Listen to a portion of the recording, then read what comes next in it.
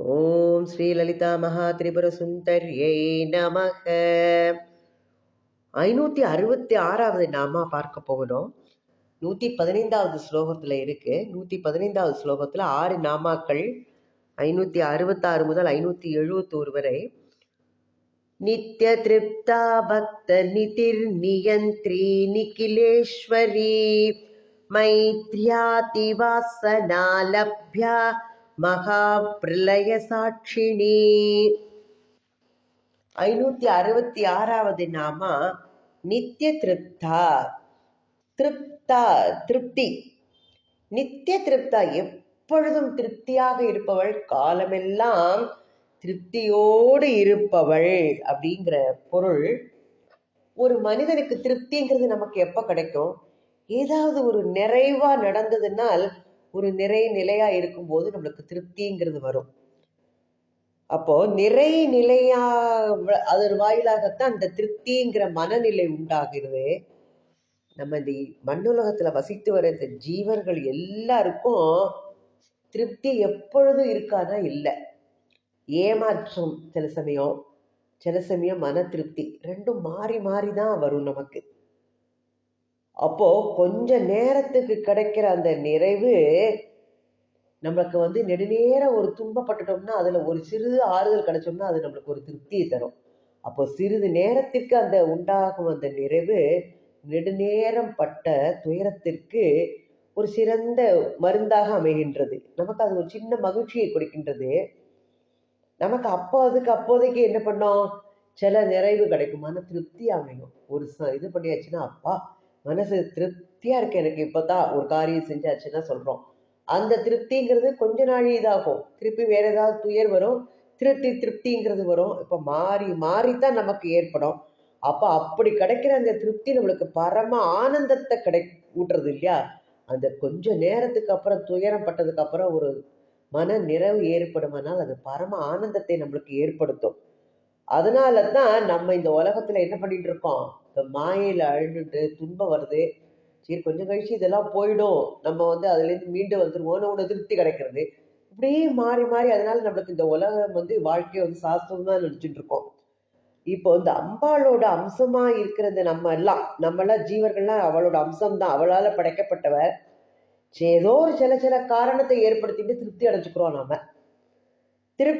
திருப்தி எப்பவும் திருப்தி மயமா இருக்கக்கூடியவள் அம்பாள். அதனால அவளை பேரானந்த நிலையில இருக்கக்கூடியவள், எப்பொழுதும் காலமெல்லாம் திருப்தி நிலையில இருக்கக்கூடியவள் அவள். அடுத்து நாம பக்த நிதிகி. நிதிகி பொற்குவியல், பக்தர்களுக்கு பொக்கிஷமாக பொற்குவியலாக இருப்பவள் அவள். இப்போ உலகத்துல சில பேர் நிறைய செல்வம் படைச்சிருப்பா, பணக்காரலா இருப்பா. அப்போ அவளுக்கு குறைன்னு ஒண்ணுமே இல்லை அப்படின்பா. இப்போ செல்வம் நிரம்பி இருக்கும் போது அந்த இடம் என்னது, பொக்கிஷம், அப்பேற்பட்ட பொக்கிஷமா இருக்கு.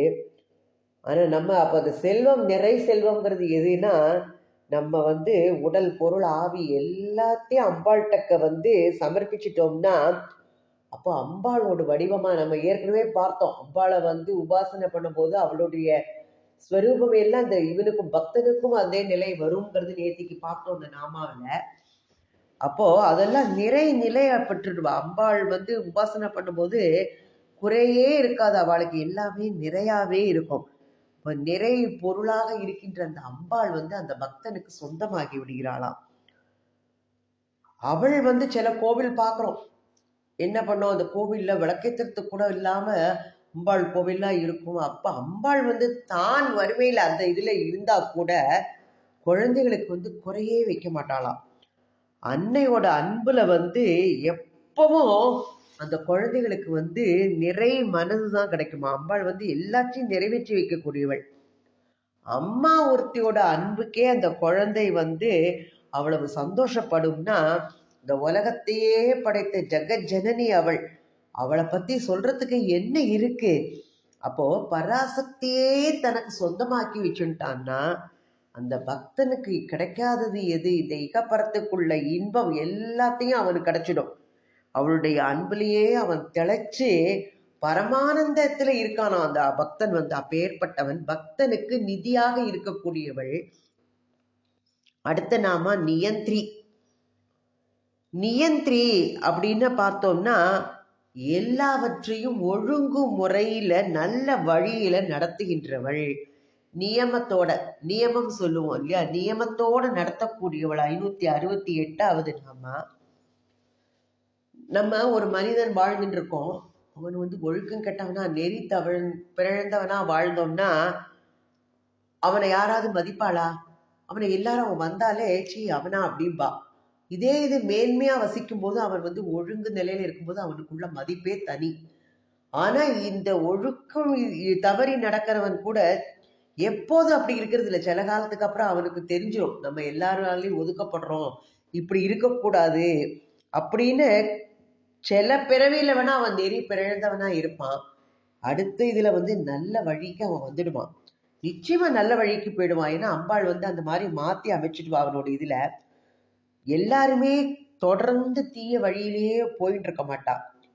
இன்னொன்னு சொல்லலாம், சந்திர சூரியர்கள். சூரியன் வந்து நான் சாயங்காலம் உதிக்கிறேன், சந்திரன் வந்து நான் காலம்பரை தோன்றேன் அப்படின்னா நடக்கிறதா? உலகத்துல இல்ல. அம்பாள் வந்து இந்த எல்லாவற்றையும் படைத்து எல்லாவற்றையும் அது இயல்புல அது எப்படி நடக்கணுமோ அதெல்லாம் நெறி பெறலாமல் அந்த படியே நடத்தி வைக்கிறாள். அவள் என்ன எண்ணப்படி இது பண்றாளோ அதுபடி ஒழுங்கு முறையில நடத்திட்டு இருக்கா. அப்போ இதுவே வந்து அம்பாளோட ஒரு நல்ல ஆட்சிக்கு எடுத்துக்காட்டா இருக்கு. அப்போ இந்த சேதனம் அச்சேதனம் இந்த அண்ட கோடிகள் அனைத்தையுமே அன்னை பராசக்தி எப்பொழுதுமே நல்ல வழியில் தான் நடத்தி வருகின்றார். இவை யாவும் ஒழுங்காக நடப்பதற்கு அவளுடைய ஒழுங்குபாடுதான், அதுதான் அவளுடைய மகிமை. அதனால நியந்திரி. அடுத்தது நிகிலேஸ்வரி. நிகிலம் அகில உலகத்திற்கும் அவள்தான் ஈஸ்வரி. பிரபஞ்சம் முழுவதுக்கும் ஈஸ்வரியாக தலைவியாக இருப்பவள். இப்போ ஒரு சின்ன ஊர் இருக்கு, அதுல ஒரு ராஜா இருக்கார். பேரரசு ஒண்ணு இருக்கும்போது அதுல ஒரு சக்கரவர்த்தி இருப்பார். இந்த சிற்றரசுகள்லாம் ஒண்ணுக்கு ஒண்ணு சண்டையிட்டா கூட இந்த சக்கரவர்த்தி தலையிட்டு அவளை வந்து இது பண்ணினா அந்த சிற்றரசுகள்லாம் தன்னோட சண்டையை நிறுத்திடும் இல்லையா? சக்கரவர்த்தி என்ன ஆணை போடுறாரோ அந்த ஆணைக்கு ஏற்ப அவர்கள் நடந்து கொள்வார்கள். அப்போ இந்த பிரபஞ்சமும் அதே மாதிரி ஒவ்வொரு அண்டம் அதோட இயக்கத்தை அது என்ன பண்றது, அம்பாளோட ஆజ్ఞைப்படி ஒழுங்கா அதுபடி நடத்தி வருகின்றது. இவை எல்லாம் ஒன்றுக்கொன்று முரண்படாம குழப்பத்தை உண்டாக்காம இனிமையா எப்படி பண்ணியிருக்கோ அதே படி இயங்கி வருகின்றது. இவை எல்லாம் யாரோட மகிமையினால? பராசக்தியோட திட்டம். அதுக்கு உட்பட்டதுனால அப்படி நடக்கிறது எல்லாமே. நாம சொல்லுவோம் அண்டத்துல இருக்கிறது பிண்டத்திலயும் இருக்குன்னு சொல்லுவோம் எல்லாரும் இல்லையா? அன்னை பராசக்தி எல்லாத்துக்கும் அவளுக்கு ஒரே திட்டம் தான். அணுவானாலும் சரி, பிண்டமானாலும் சரி, அண்டமானாலும் எல்லாம் அவளுடைய ஒழுங்கு கட்டுப்பாட்டுல தான் இருக்கு. அவைகளுக்கு இடையில வந்து ஒரு சின்ன ஒரு பிணக்கு சண்டையோ அல்லது முரண்பாடோ நேருவதற்கு ஒரு வாய்ப்பே இல்லை. ஏன்னா அவளுடைய திட்டப்படி நடக்கிறதுனால அன்னை பராசக்தி தானே இந்த பிரபஞ்சம் முழுவதற்கும் என்ன பண்றாளாம், ஈஸ்வரியாக தலைவியாக இருந்து அவைகளை ஒழுங்கு முறையில் நடத்தி வருகின்றாள். நிகில ஈஸ்வரி. மைத்ரியாதி வாசனா லப்யா. மைத்ரி முதலிய நல்ல வாசனைகள். மைத்ரிங்கிறது ஒரு வாசனை. அது என்ன வாசனைன்னு பார்க்கலாம். அந்த வாசனைகளால அடையக்கூடியவள் அம்பாள். இந்த மனசு ஒரு பாங்கு அப்படின்னு சொல்றோம், நம்ம மனசு எப்படி இருக்கோ அதுதான் வந்து வாசனை. மனசுக்கும் ஒரு வாசனை, மண்ணுக்கு ஒரு வாசனை இருப்பது போல மனசுக்கும் ஒரு வாசனை இருக்குன்னு சொல்றான். இந்த நல்ல மனப்பான்மை உடையவாளுக்கு என்னதுன்னா அவளுக்கு என்ன வேணும், இந்த ஆத்ம சாதனம், அதாவது மனசை கட்டுப்பாடுக்கணும். அப்ப நீண்ட ஒரு பயிற்சி பண்ணணும். தியானம் பண்ணும் போதெல்லாம் மனசு வந்து தன்னுடைய கட்டுப்பாட்டுக்குள்ள வரும். அப்போ மனசு வந்து நல்ல முறையில இருக்கும்போது நல்ல மனப்பான்மை வரும். அதனால அது இதுல என்ன சொல்றா, 4 வகைகள் இருக்கிறதா அந்த மனசு. இதுல ஸ்நேக பாவமா ஃப்ரெண்ட்லியா இருக்கிறதா வந்து மைத்ரி அப்படின்னு. அப்போ நேர்மையா ஒரு வாழ்க்கை வாழ்ந்துட்டு வரும்போது அவளுக்கு வந்து நல்ல தோழமை கிடைக்கும், நல்ல ஃப்ரெண்ட்ஸு. கேட்பா, உன்னோட ஃப்ரெண்டு யாரு சொல்லு, நீ எப்படிப்பட்டவன், அவன் எப்படிப்பட்டவன்னு சொல்லலான்னு சொல்லுவா. டெல் மீ யுவர் ஃப்ரெண்டு அப்படின்னு சொல்லுவா. உங்க ஃப்ரெண்டு யாரு சொல்லு, அதுலேருந்து நான் உன்னை பத்தி தெரிஞ்சுக்கலாம் அப்படின்னு சொல்றதுல. அப்போ எத்தகைய தோழர்களை வைத்திருக்கின்றானோ அதற்கு தக்கன அவனுடைய மனசோட பக்குவம்ங்கிறது வெளிப்படும். இப்ப நல்லவர்களோடு சேரும் போது அது அவனோட நல்ல இணக்கத்துக்கு பேர் உதவியா இருக்கு. எப்பவாவது நம்மளுக்கு ஒரு துன்பம்ங்கிறது வராம இருக்குமா? மனிதனுக்கு எல்லா காலத்துலயும் துன்பம்ங்கிறது வரும். அப்போ துன்பப்படும் போது நமக்கு என்ன பண்ண முடியும்? மனசு வந்து இன்னொருத்த ஒரு துன்பப்பட்டோம்னா அது பாவம். துன்பப்படும் போது நம்மளுக்கு வந்து இயற்கையிலே என்ன பண்ண ஒரு இரக்கம்ங்கிறது வரும். அதுதான் கருணை. அப்போ பிறரோட துன்பத்தை தன்னோட துன்பமா நினைக்கும் போதே அது அப்படிப்பட்ட இரக்கம் காட்டும் போது அது ஒரு தெய்வீக இயல்பு அப்படிங்கிறார் கருணாகரன். பகவான் வந்து கருணாகரன். அவள் வந்து எல்லாத்தையும் கருணையோட பார்க்கக்கூடியவள். அத்தகைய கருணை மனிதன் வந்து அந்த கருணை ஒவ்வொரு மனிதனிடத்திலும் இருக்கும்போது அவன் வந்து தெய்வீக இயல்போட வளர்ப்பவனாக இருக்கின்றான். அடுத்தது அறநெறி பிழறாம ஒழுங்குபாடா வாழ்றது. அது வந்து அவளை பார்த்து முதிதா அப்படின்னு சொல்லுவாங்க, சந்தோஷம் அடைவா. இப்ப நன்னெறியில் இருக்கிறவா எல்லாரும் அவளோட எல்லாரும் வந்து போய் பழக்க வச்சுப்பாளா மாட்டா. சில பேர் தீய வழியில் இருக்கும்போது அவள் செய்யறதெல்லாம் அவளுக்கு வந்து நல்லதா தெரியாது. அப்போ ஆனா அவ நேர்மையான வாழ்வு வாழ்வா. அதை நம்ம பார்த்தா நம்மளுக்கு ஒரு சந்தோஷம் கிடைக்கும், எப்பேற்பட்ட வாழ்வு வாழறா அப்படின்னு சொல்லிட்டு. அப்போ பிறர் நலனையும் முன்னேற்றத்தையும் பார்த்து சந்தோஷப்பட்டு இருக்கிறது அவனுக்கே அது ஒரு இனிமை. அவன் தானே இனியவனாக மாறுகின்றானாம். அடுத்தது பார்த்தோம்னா 4வது துஷ்டர்கள் இருப்பா. துஷ்டர்கள் அப்போ அவளுக்கு மனசு வந்து குறுகிய மனது உடையவா எல்லாருமே இந்த உலகத்துல இருக்கா. அப்போ அவளுடைய அந்த மனசு குறுகினதாக இருக்கும்போது அவனுடைய மனசுல என்ன பண்றது, மாசு படியும். அந்த மாசுங்கிறது ஒரு அழுக்கு சேர்றது, மலம் சேர்ந்துடும். இப்போ இந்த உலகத்துல என்ன கேடு வந்தாலும் அதை வந்து நம்ம பொருட்படுத்தாம இருப்பது வந்து ஒரு சிறந்த ஆத்ம சாதனம். அப்படி பாராம எந்த இடத்துல இருந்தாலும் சொல்லுவா, துஷ்டனுக்கு தான் தூர விலகுன்னு சொல்லுவா இல்லையா? அப்போ அந்த தீமை எங்க நடக்கிறதோ அதுல இருந்து நம்ம விலகி இருக்கிறது வந்து உபேட்சா அப்படின்னு சொல்லப்படுகின்றது. சேற்றுல மீன்கள் வாழும். ஆனா அந்த சேற்று மீன் என்ன பண்ணுமா, தன்னோட மேனில வந்து சேறு படியாம எப்போ பளபளப்பா வச்சுக்குமா. அதே மாதிரிதான் இந்த உபேட்சை வடிவெடுத்திருக்கிறவன் வந்து உலகத்துல என்ன தோஷங்கள் இருந்தாலும் அதை தன்னோட கருத்துல வாங்காம உதாசீனப்படுத்திட்டே இருப்பானா. அப்போ தெய்வீகமா அவன் நினைச்சுட்டே இருக்கும்போது இதெல்லாம் அவன் கண்ணுலயே படாது. அப்ப கேட்ட நம்ம பார்க்கும்போதுதான் நமக்கு அந்த மனசுக்குள்ள கஷ்டங்கள், அந்த மனசு சஞ்சலம் அடைகிறதுலாம் இருக்கு. இப்போ நலத்தை வளர்ப்பதுதான் வந்து அந்த கேடெல்லாம் போக்குறதுக்குள்ள ஒரு சிறந்த உபாயம். அப்போ இந்த 4 வாசனைகள், இது 4 வாசனைகளுமே இந்த அந்தக்கரண சுத்திக்கு மிகவும் முக்கியமானது, எல்லாம் அவசியமானது. அந்தக்கரண சுத்தி அடையறதுக்கு அவனுக்கு வந்து சித்த புருஷனா மாறிடுவான். அவன் அந்தக்கரண சுத்தி அடைஞ்சாச்சுன்னா இப்போ மேலான வாசனைகள்ல நிலைத்திருக்கும் போது அவன் வந்து வாழ்வு எப்படி இருக்குன்னா அம்பாளை வழிபடுற இடையறாத வழிபாடு கொடுக்கின்ற வாழ்வாக மாறுகின்றது அப்படிங்கிறா. அடுத்த நாமா மகா பிரளய சாட்சினி. மகா பிரளய சாட்சினி 571வது நாமா. இந்த மகா பிரளயத்துக்கு சாட்சியாக இருப்பவள். இந்த பிரபஞ்சம்ங்கிறது தோற்றத்துக்கு வந்தானா அது சிருஷ்டி. இவை எல்லாம் ஒடுங்கிருச்சுன்னா அதுதான் பிரளயம். அப்போ இயற்கையில தான் இது வந்து நடக்கிறது.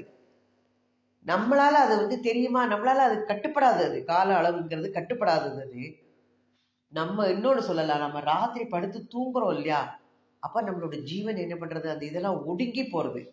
அதுதான் நமக்கு பிரளயம். அப்போ நாம வந்து ஒரு சுஷுப்தி நிலையில இருப்போம், அதுதான் நமக்கு பிரளயமா இருக்கு. காலையில நம்ம தூங்கி விழிச்சிடுறோம், அது நமக்கு சிருஷ்டி.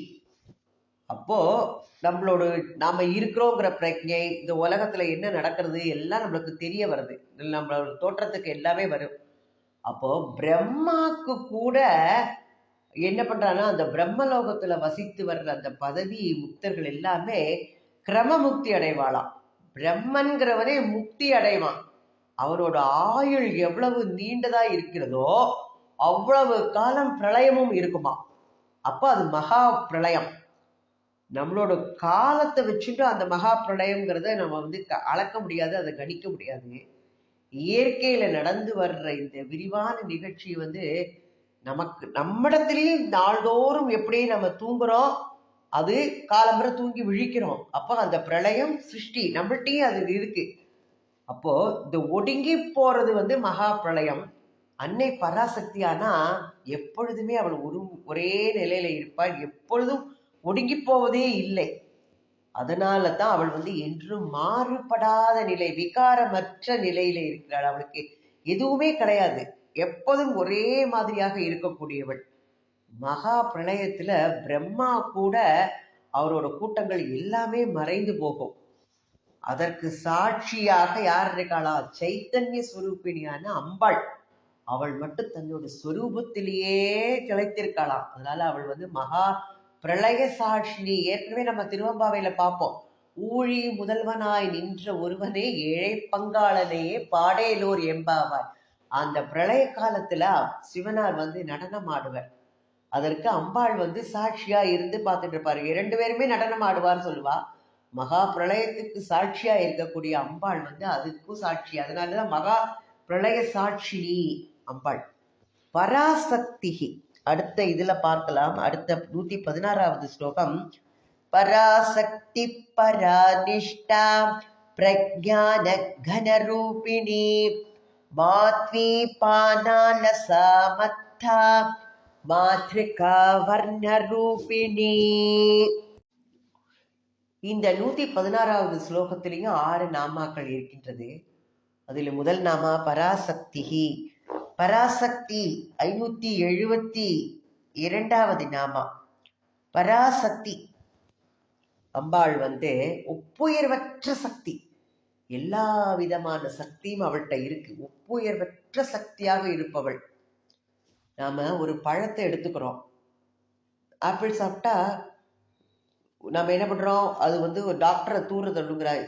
ஆப்பிள் ஈட் ஆப்பிள் டெய்லி சாப்பிட்டோம்னா it keeps away the doctor அப்படின்னு சொல்றாரு இல்லையா? அதுதான். அப்போ ஒரு பழத்துக்கு அந்தந்த ஒரு பழத்துக்கு சக்தி இருக்கு. அப்போ அதோட விதையில என்ன பண்றது? அது ஒரு மரம் அல்லது ஒரு செடியை உண்டு பண்ணக்கூடிய சக்தி அதோட அந்த பழத்தோட விதையில அடங்கி இருக்கு. நமக்கு அது தெரியறது இல்லை, ஆனா அது அடங்கி இருக்கு. அதுல கண்ணுக்கு தெரியறாப்புல இல்லை. மானுட அமைப்புலையும் மஜ்ஜை, சுக்லம், பிராணன் அப்படிங்கிறதெல்லாம் உயிர் தத்துவமா நிறைந்த சக்தியா இருக்கு. உயிர் தத்துவம் நிறைந்த சக்தியா நம்ம உடல்ல இருக்கு. இப்ப தத்துவபூர்வமா பார்த்த போது என்ன பார்க்கலாம்னா, தோற்றத்துக்கு வரும்போது அது சக்தியில குறைந்ததாக மாறுகின்றது. சூஷ்மமாக இருப்பவைகளிடத்தில் சக்தி மேலோங்கி இருக்கு. இப்போ ஒரு ஜலம், தண்ணீர், நீரை பார்த்தோம்னா அது என்ன ஆகும்? ஒரே பனி கட்டியா மாறும். குளிர்காலத்துல கடின பதார்த்தமா மாறிடும். ஒரே பனி ஆயிடுச்சுன்னா கல்லு மாதிரி ஆயிடும். அது கட்டியா கடின பதார்த்தம். அதுவே என்ன ஆறுது? நீராவியாக மாறுறது. அப்ப அது திரவ பதார்த்தம். ஆவியாகும் போது சூஷ்ம பதார்த்தம். ஆவியா போயிடுச்சுன்னு நம்ம கண்ணுக்கு அது தெரியாது. அப்போ நீராவிக்கு ஒரு வல்லமை இருக்கு இல்லையா? அது கொதிக்கி இது பண்ணும் போது அது புசிக்கிறோம். இப்ப நீராவிக்கு இருக்கிற வல்லமை தண்ணீர் தொட்டா அதுக்கு அந்த இது இல்லை. இப்ப நீராவிக்கு இருக்கிற வல்லமை நீருக்கு இல்லை. நீருக்கு என்ன சக்தி இருக்கோ அது பனிக்கட்டி உறைஞ்சு போயிடுத்துன்னா அதுக்கு சக்தி இருக்கா? நீர்னா இழுத்துட்டு போயிடும். வெள்ளம் ஜாஸ்தி தண்ணியா வரும்போது இழுத்துட்டு போயிடும். அப்போ நீருக்குள்ள வல்லமை பனிக்கட்டிக்கு கிடையாது. அப்போ சூஷ்ம நிலைக்கு போக போக அந்த வஸ்துவோட வல்லமை அதிகரிக்கின்றது. அது இப்போ என்ன பண்றது? நீர் ஆவியாகி மேல போயிடுறது. அதுக்கப்புறம் அது என்ன ஆகுது? மேகங்கள் மாதிரி மழையா பொழிவிக்கிறது. அப்பதான் அப்ப அது சூஷ்ம நிலையில இருக்கும்போது நம்ம கண்ணுக்கு தெரியறது இல்லை. அது மாதிரிதான் சூஷ்ம நிலையில் உள்ள அந்த பிரகிருதி தத்துவத்தையும் புருஷ தத்துவத்தையும் நம்மளால பிரிச்சு பார்க்கவே முடியாது. அப்ப அது அந்த நிலையில அது எப்படி இருக்கா? சுத்த சைத்தன்யமா இருக்கு. இப்ப வல்லமையில அதற்கு நிகரானதா எதுவுமே இல்லைங்கிறார்.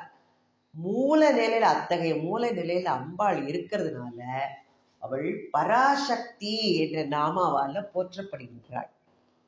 அடுத்த நாமா பராநிஷ்டா. பராநிஷ்டா 573வது நாமா. பேர் இயக்கத்துக்கு அவள் தான் அந்த வடிவமாக இருக்கக்கூடியவள். பேர் இயக்கம் அண்டமெல்லாம் நிறைந்திருக்காள் அவள், பார்க்கிறோம். பராநிஷ்டா எல்லாத்திலையும் பேர் இயக்க வடிவினளாக இருக்கின்றாள். நம்ம ஒரு காரியம் நடக்கணும்னா ஒரு முயற்சி எடுக்கிறோம்.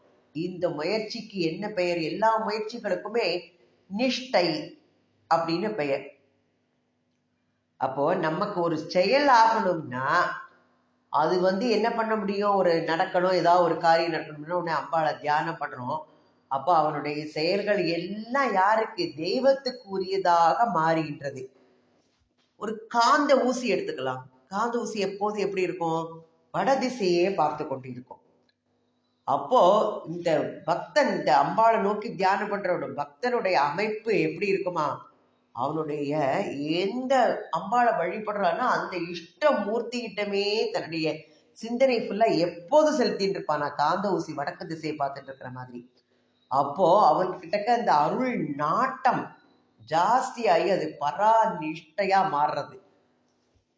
இப்போ முயற்சிகள் எல்லாமே முடிவில் என்னதாகும்? ஞான வடிவு, நிகரற்ற ஞானம். அது வந்தாச்சுன்னா அது பரம்பொருளை அது நம்ம அதை பற்றிண்டாச்சுன்னா அதுதான் பராஞானம். இந்த சாஸ்திர ஆராய்ச்சி, சிரவணம், மனனம், நிதித்தியாசனம் எல்லாவற்றிலையும் இத்தகைய ஞானம் கிடைக்குமா? இதெல்லாம் நம்ம பண்ணும்போது ஞானம் சேரும் நமக்கு. பரபிரம்மம் தான் மூலப்பொருள் அப்படின்னு நம்ம அதன் மூலமா அந்த சாஸ்திரங்கள்ல இருந்து தெரிஞ்சுக்கலாம். அந்த பரவஸ்து என்ன பண்றதுன்னா, ஒரு ஞானிகிட்ட போய் கேட்கும்போது அவர் என்ன பண்ணுவார்? அதை தெளிவா அழகா ஒரு குரு எடுத்து விளக்கக்கூடியவரா இருக்கார். அந்த விளக்கத்தை நம்ம காது கொடுத்து நல்ல ஊக்கத்தோடு கேட்டு தெரிந்து கொண்டோம்னால் அதுதான் சிரவணம். அந்த கேட்டு அறிந்த பொருளை இடையறாமல் அப்படி இப்படி அதே நினைச்சு நினைச்சு பார்க்கறது மனனம். அந்த மனனம் அது அதுவும் இதாயிடுத்தினால் அதுதான் என்ன பண்றது? நிதி தியாசனம். நிதி தியாசனம் அப்படின்னு சொன்னா அதை நம்மளோட செயல்ல வடிவுபடுத்துறது. இந்த மனனம் பண்ணினதை அதுதான் ஞானத்துக்கு வழிகோலாக இருக்கின்றது. அப்போ இத்தகைய ஞான சாதனம் நம்மளுக்கு தீவிரமா கிடைக்குமானால் அது பராநிஷ்டா. அதிலேயே நாம திளைத்திருக்கிறதுக்கு அதற்கு ஈடு வேற ஒன்றுமே இல்லை. அது அப்பேற்பட்ட பெரும் பேராக இருக்கின்றது. பிரம்ம ஞானத்தை ஒருவர் பெற்றுட்டான்னா அவர் பிரம்மஸ்வரூபமா ஆகின்றார். அந்த நாமா தான் இந்த நாமாவுல இந்த பொருள் தான் கோட்பாடா இருக்கு. இதுதான் இந்த தத்துவம் தான் அடங்கி இருக்கு. அவன் அந்த பிரம்ம ஞானத்தை பெறுபவன் தானே பிரம்மஸ்வரூபமாகிறான். அதுதான் இந்த நாமாவோட கோட்பாடு. அடுத்த நாமா பிரஜான கன ரூபிணி. பிரஜான கனம் என்னது? திரண்ட பேரறிவு. நாம ஏற்கனவே பார்த்துட்டோம். நம்ம அறிவு படைத்தவள், அவள் பேரறிவு படைத்தவள். பிரஜானம் திரண்ட அறிவு முழுவதும் மொத்த வடிவாக அவள் எடுத்தவள். அதே மாதிரி நம்ம இந்த பஞ்சபூதங்கள் பார்க்கிறோம். நிலம், நீர், அக்னி, காற்றுல இந்த 4 பூதங்களுக்கும் தான் திரண்ட அல்லது கன அப்படிங்கிறது அடைமொழியா இருக்கு. நிலத்திலும் கடலிலும் நாம உள்ள போக போக அதுக்கு அழுத்தம் ஜாஸ்தியா இருக்கும். அக்னிக்கும் அதே மாதிரி தான். வைக்கோல் எரியும் போது ஒரு உஷ்ணம் உண்டாகும். ஆனா அந்த உஷ்ணத்தை விட ஒரு புளிய விறகு எரிஞ்சதுன்னா அந்த உஷ்ணம் எப்படி? இதை விட அது ஜாஸ்தியா இருக்கும். அப்போ காற்றுலையும் கூட கீழ்ப்பகுதியில தான் அழுத்தம் ஜாஸ்தியா இருக்கு. மேலே போக போக அதோட அழுத்தம் குறைஞ்சிடும். அப்போ 5வது பூதமான ஆகாசத்துல பார்த்தோம்னா லேசான பகுதியும் கிடையாது, கடினமான பகுதியும் கிடையாது. எல்லா இடத்துலயும் ஒரே மாதிரி ஆகாசம் நிறைஞ்சிருக்கு. அது எப்போ ஒரே தன்மையோட ஒரே மாதிரி இருக்கு. இதே பாங்குல தான் சிதாகாசத்துல அழுத்தமான பகுதியும் கிடையாது, தளர்வடைந்த பகுதியும் கிடையாது. அப்ப அது நிர்விகாரம். அது நேரத்துல ஏற்றத்தாழ்வு கிடையாது, நிறைநிலை குறைநிலை என்பதெல்லாம் கிடையாது. இந்த நிறைநிலை குறையிலாம் இருந்ததுன்னா அது பரவஸ்துன்னு சொல்ல முடியுமா? முடியாது. அது பூரண பொருளே இல்லை. அப்போ இந்த அகண்டமா உள்ள பிரஜானத்துக்கு எப்பொழுதுமே ஏற்றத்தாழ்வு அற்ற சமநிலை உண்டாகின்றது. இந்த மனசு சில சமயம் என்ன பண்ணும், துக்கத்துல ஆழ்ந்து போயிடும். அப்போ அது மனசு என்ன பண்றது, சில சமயம் துக்கத்தை ரொம்ப அனுபவிக்கிறது, சில சமயம் சுகத்தை அனுபவிக்கின்றது. இப்போ மனசுல நம்மள அதோட இதுக்கு ஏற்பத்தான் நம்மளுக்கு இன்ப துன்பம்ங்கிறது வருது. ஒரு கண்ணாடியில ஒரு சூரிய பிம்பம் எப்படி நல்ல பளிச்சுன்னு அழகா ரசம் பூசப்பட்ட கண்ணாடியில சூரியனோட ஒளி பிரகாசமா தெரியும். இதே இது மங்கி போன அந்த கண்ணாடி இதுல பாதரசம் போயிருந்ததுன்னா குறைஞ்ச சூரிய ஒளியா இருக்கும். இதே மாதிரி தான் நம்மளோட மனசுல அந்த சைதன்யம், ஆத்ம சைதன்யம் சித்கனமாக பிரகாசிக்கிறதுக்கு எப்போ அம்பாள்கிட்ட நம்ம இது பண்ணும் போது மனசு தெளிவடைகிறதுக்கு ஏத்தாப்புல அது சித்ரூபமா சித்கனமா பிரகாசிக்கிறது. ஓயாதே உள்குவார் உள்ளிருக்கும் உள்ளானை அப்படின்னு நம்ம சொல்லலாம். எப்படி ஓயாதே உள்குவார், உள்ளிருக்கும் உள்ளான், நம்மளோட மனசுக்குள்ள புண்டரீகத்துக்குள்ள இருக்கின்ற அவனையே ஓயாம நினைச்சு நம்ம தியானம் பண்ணிட்டு வரும்போது அந்த மனசு பரிபக்குவம் அடைகிறது. அந்த கரண விருத்தி எப்பவோ என்ன பண்ண சமநிலை, இன்பம் வந்தாலும் சரி துன்பம் வந்தாலும் சரி எந்த இதனாலும் மனசு சமநிலையில இருக்கும். அப்போ அதுதான் இந்த பிரஜானம். அதுக்கு உயர்வு தாழ்வு அப்படிங்கிறது இருக்கும் போல நம்மளுக்கு தோற்றம் தான் தெரிகின்றது. ஆனா அது எப்போ ஒரே நிலையில தான் இருக்கு. இந்த பரவஸ்துவோட அமைப்புல உயர்வு தாழ்வு அப்படிங்கிறது ஒரு நாளுமே கிடையாது. எல்லா இடத்துலயும் ஆகாசம் ஒரே மாதிரி தன்மயமா இருக்கிற மாதிரி பிரஜானமும் எப்பொழுதும் தன்மயமாகவே இருக்கின்றது அப்படிங்கிறது அந்த பிரஜான கனம் அல்லது சிதாகாசம் அப்படின்னு சொல்லலாம். இப்ப இந்த பதம் இதைத்தான் தெளிவுபடுத்துகிறது நமக்கு. அடுத்து நாம பாத்வி மாத்வி பானா லசா. மாத்வி அப்படின்னா ஒரு பானம். என்ன பானம்னு பார்க்கலாம். அந்த மாத்விங்கிற பானத்திலிருந்து உண்டாகின்ற அந்த அருந்தினதுனால உள்முக நோக்கோட இருப்பவள் அப்படின்னு சொல்லப்படுகிறது. மாத்வி அப்படின்னா திராட்சை பழத்திலிருந்து ரசத்துல, அதுதான் அந்த மாத்வி பானம். மாத்வி பானம்ங்கிறது திராட்சை. அது எவ்வளவுக்களவு பழையதா இருக்கின்றதோ அவ்வளவுக்களவு அதோட சக்தி ஜாஸ்தியா இருக்குமா. அதை என்ன பண்ணணுமா, அளவெடுத்து பானம் பண்ணணுமா. அப்ப அவளுக்கு உற்சாகம் நிறைய கிடைக்குமா. அப்போ அவளோட மனசுல உள்ள ஆத்ம சாதனைகள்ல அது தன்னோட காரியத்தை சாதிக்கிறதுக்கு வல்லமை கிடைக்குமா. அலசா, அலசா அப்படின்னு பார்த்தோம்னா மனச உள்முகமா திருப்பி பார்க்கறது. நம்மளோட மனசுலதான் சொன்னோம் இல்லையா, ஓயாதே உள்குவார் உள்ளிருக்கும் உள்ளானை. எப்படி உள்ளேயே நினைக்கணும். அந்த அப்போ அந்த தீவிரமா அதை இந்த தியானம் பண்ணிடும் போது அது தலை சிறந்த ஆத்ம சாதனமா மாறுறது. முதிர்ந்த தியானம், அப்படியே தியானத்திலேயே ஈடுபட்டு அப்படி சமாதி நிலையில இருப்பா. அந்த சமாதி இப்போ இந்த பிரபஞ்ச பொருட்கள் எல்லாம் என்ன பண்ண முடியும், அதெல்லாம் அந்தந்த இடத்துல அதே அப்படி அமைச்சுக்குமா. இப்போ புளித்து போன அந்த திராட்சை ரசம் அம்பாளுக்கு நெய்வேத்தியமா படைக்கப்பட்டு அதை ஏற்றுக்கொண்டதன் விளைவாக அம்பாள் என்ன பண்றாளாம், அதை அருந்தி உள்முகமா அந்தர்முக திருஷ்டியிலேயே எப்பொழுதும் இருக்காளாம். உள் நிறைவிலேயே இருக்காளாம் அம்பாள். அதுதான் இந்த ராமாவோட ஐதீகமா இருக்கு. அதே மாதிரி இந்த சக்தி உபாசகர்களும் அதை பிரசாதமா ஏத்துட்டு ஆழ்ந்த தியானத்துல ஈடுபடும் போது அவர்களோட மனசு எளிதில உள்முகமாக திருப்பி தியான நிலை கை கூடுமா. அதுதான் இந்த நாமாவோட உட்கருத்தாக இருக்கின்றது. அடுத்த நாமா மத்தா. மத்தா அப்படின்னா மயங்கி இருப்பவள். இந்த மது வர்க்கங்கள்லாம் உண்டு பண்ணக்கூடிய இந்த போதைங்கிறது வரம்புக்கு உட்பட்டு இருக்கும்போது அரிய பெரிய காரியங்களை சாதிப்பதற்கு ஏற்றதாக இருக்கின்றது. ஆனால் அத்தகைய மயக்கத்தை வருவிப்பது ஒரு வகையில் அது ஆமோதிக்கப்படுகின்றது. ஏன்னா அளவோட இது பண்ணும் போது சக்தி பெருகும் சொல்றா. த மத் அப்படிங்கிற சப்தம் என்னதுன்னா அகம் அப்படிங்கிறத உருவாகிறத சொல்றதா குறிக்கிறது. அஸ்மத்து அப்படின்னு சொன்னோம்னா நான் அப்படிங்கிறது. அஸ்மத் அப்படின்னு சொல்றோம் இல்லையா, நான். இப்போ பரமசிவனிடத்துல அஸ்மத்தா அல்லது நான் இருக்கிறேன் என்ற உணர்ச்சியாக இருப்பது சக்தியோட லீலை. சக்தி அம்பாள் சிவத்துக்குள்ள ஒடுங்கி இருக்கா. அப்ப அந்த அந்த உணர்ச்சி எவ்வளவுக்களவு மேலோங்கிறதோ அந்த அளவுக்கு அந்த ஆத்ம சாதகன் பேர் ஆனந்த நிலைக்கு பெருநிலைக்கு போயிடுவாளாம். அப்ப அந்த தெளிந்த தூய நிலை அடையும் போது அது சிவஸ்வரூபமாக மாறுகின்றது. அத்தகைய நிலையை அம்பாள் உண்டு பண்ணி வைப்பதால அவள் மத்தா என்று நாமத்தால போற்றப்படுகின்றாள். அடுத்தது ரொம்ப சிறந்த நாமா மாத்ரிகா வர்ண ரூபிணி. மாத்ரிகா வர்ண ரூபிணின்னா இது பொருள் பார்த்தோம்னா அழகா நிறைய சொல்லலாம். எழுத்துக்களோட வடிவத்துல இருக்கக்கூடியவள் அம்பாள். நம்மளுக்கு தெரியும் ஒலி ஒளி இரண்டும் இருக்கு இந்த நம்ம இதுல.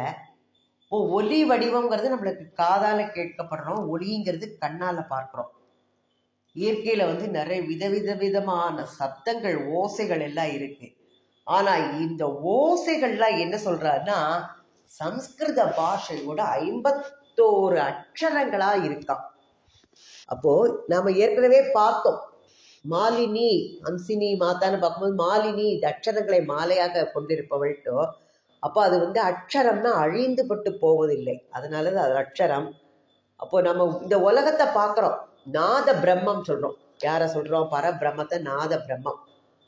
பல பல வடிவமா ஓசை எழுந்தாலும் அது அழிவுபடுறதே கிடையாது. ஓசை ஒலியெல்லாம் ஆன நீயேன்னு நம்ம சொல்றோம். உலகத்துல ஒவ்வொரு மொழிக்கும் ஒவ்வொரு சிறப்பு ஒலி இருக்கு. ஆங்கிலத்துல பார்த்தோம்னா இசட் எஃப் அப்படின்னு சொல்லுவோம் அந்த அக்ஷரங்கள்ல. அதே மாதிரி தமிழ்ல ழ ர அப்படிப்பட்ட சிறப்பான அக்ஷரங்களாம். எல்லா மொழி உலகத்தில் உள்ள எல்லா மொழிகளோட ஓசைகளையும் சம்ஸ்கிருத பாஷையில அடக்கலாமா கொண்டு அதனாலதான் அது தேவ பாஷை அப்படின்னு இதை சொல்லப்படுகின்றது. நாம ஓங்காரம் சொல்றோம், அ உ இம் அப்படின்ற 3 எழுத்து. அது மாத்திர பிரணவம் உச்சரிப்புக்கு எட்டாதனால அமாத்திர பிரணவத்திலிருந்து தோற்றத்துக்கு வருகின்றது. இது இந்த ஆங்கிறது என்ன பண்ணா தோற்றத்தை குறிக்கும். ஊ அப்படிங்கிறது இருப்பதை குறிக்கும். இம் அப்படிங்கிறது முடிவை குறிக்கும் ஓங்காரமாக இருக்கு. அப்போ இந்த ஓசையோட ஸ்தூல தோற்றம் தான் இந்த பிரபஞ்சம் அப்படிங்கிறார். நம்ம ஒலியை அடிப்படையாக கொண்டுதான் எழுத்துக்கள் எல்லாம் கூட்டம் கூட்டமா பிரிவுபடுறது. அப்படி பிரியிற இதுல இருந்து சப்த ஸ்வரங்கள், அதுலேருந்து உருவாகும் அனைத்து எழுத்துக்கள் எல்லாமே அகரத்துல தொடங்கி மகரத்துல முடிவடைகிறதா. இது எல்லாமே அம்பாளுடைய ஸ்வரூபத்துல நிலை பெற்றிருக்கின்றதா. அது அம்பாள்கிட்டயே ஒடுங்கியும் போறதுங்கிறா. ஓசைகளை நாம என்ன பண்றோம்? காதால கேட்கிறோம். காதால கேட்டு நாவால என்ன பண்றோம்? அந்த ஓசைகளை எழுப்புறோம். அப்போ அது இயற்கையில இருக்கு. ஒரு பறவை சத்தம் போடும் போது நம்ம காக்கா கா சத்தம் போடும்போது நம்ம காக்கா அப்படின்னு சொல்லும் போது அப்படின்னு நம்ம சொல்லி பழகிறோம் இல்லையா?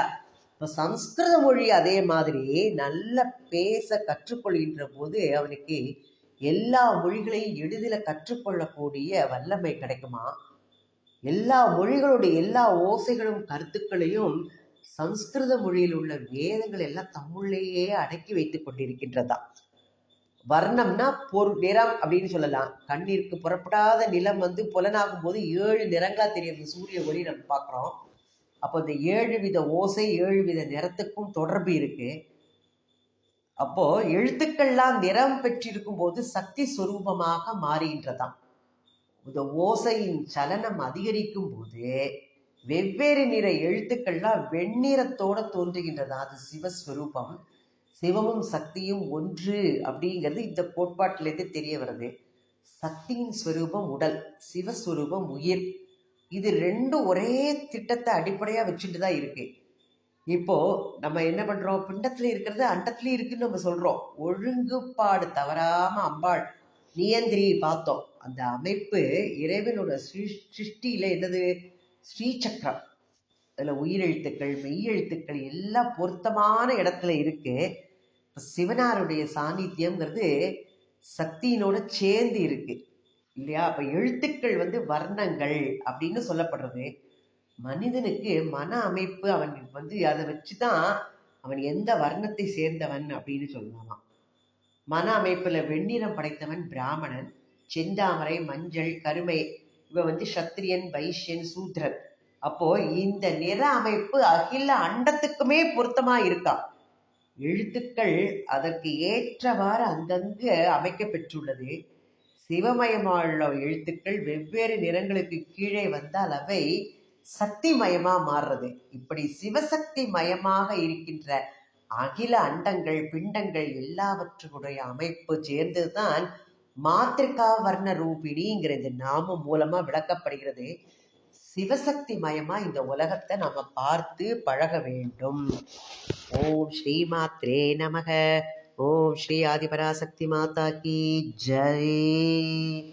577 நாமாக்கள் வரைக்கும் பார்த்திருக்கோம் நினைக்கிறேன். நாம 577 மாத்திருக்கா வர்ண ரூபிணி, 116 ஸ்லோகங்கள் பார்க்கப்பட்டிருக்கின்றது. ஓம் ஸ்ரீ மாத்ரே நமக. ஓம் ஸ்ரீ ஆதிபராசக்தி மாதா கி ஜெய்.